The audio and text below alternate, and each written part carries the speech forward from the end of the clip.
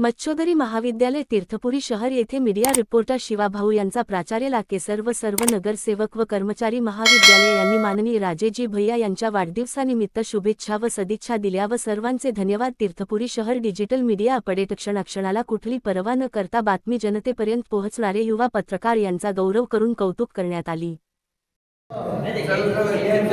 तीर्थपुरी शहरात मच्छोदरी महाविद्यालय येथे माननीय आदरणीय भैयासाहेब यांचा जो वाढदिवस आहे तो आज साजरा होणार आहे तीर्थपुरी शहरात। तो तत्पूर्वी महाविद्यालयात वाढदिवसानिमित्त साहेबांच्या भैयासाहेबांच्या रक्तदान शिबिर इथं संपन्न झालेले आहे। उद्घाटन पण केलेले लागे सरांनी, सर्व कर्मचारी असतील, आरोग्य अधिकारी, नागपूर मॅडम आणि सर्व पेशंट पण आहे। तर हा कार्यक्रम पार पडलेला आहे आणि त्यांना शुभेच्छा भैयासाहेबांना वाढदिवसाच्या। एक चांगली मोहीम हाती घेतात आणि रक्तदान शिबिर पण त्यांचं संपन्न होत आहे। सतत काम करणारे, सुखादुखात सामील राहणारे भैयासाहेब तीर्थपुरी शहरात सदैव तत्पर आहेत। त्यांना परत एकदा एक मीडिया रिपोर्टरच्या वतीने आम्ही शुभेच्छा देतो। त्यांच्या असंच कार्यक्रम तीर्थपुरी शहरात चालू राहतो। बाकी सर बोला दोन शब्द,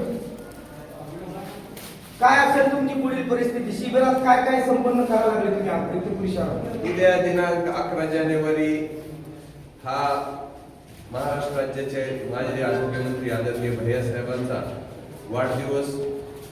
गेल्या 8 दिवसापासून महाविद्यालयामध्ये विविध उपक्रम घेत आहोत। त्याच्याच अनुषंगाने आज हे रक्तदान शिबिर आपण महाविद्यालयात आयोजित केले। आजच्या दिवशी 57 रक्तदाते यामध्ये सहभागी होणार असल्याचे उद्दिष्ट महाविद्यालयाचे प्राचार्य आदरणीय बैनाडे सर्व आम्ही सर्व सहकार्याने आदर्श ग्रुप, आदर्श फाउंडेशनच्या माध्यमातून आपण हे रक्तदान आज इथे आयोजित केले। आदरणीय भैयासाहेबांच्या सामाजिक उपक्रमाचा हा एक भाग आहे।